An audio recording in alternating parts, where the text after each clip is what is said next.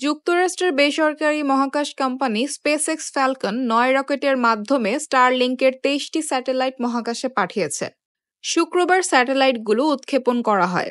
এটি ছিল ফ্যালকন 9 রকেটের 450তম মিশন।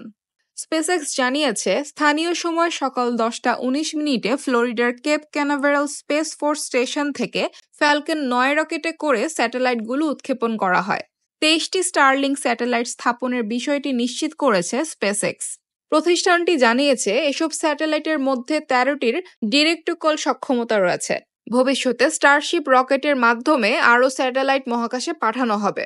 স্যাটেলাইটগুলো লেজার ব্যাকহোলের মাধ্যমে স্টারলিংক নেটওয়ার্কের সঙ্গে সংযুক্ত হয়ে বিশ্বব্যাপী দ্রুত ও নিরবিচ্ছিন্ন মোবাইল সংযোগ নিশ্চিত করবে। স্পেসএক্সের মতে, স্টারলিংক এমন জায়গাগুলোতে উচ্চগতির ব্রডব্যান্ড ইন্টারনেট সরবরাহ করবে যেখানে অ্যাক্সেস অনির্ভরযোগ্য, ব্যয়বহুল বা সম্পূর্ণ অকার্যকর।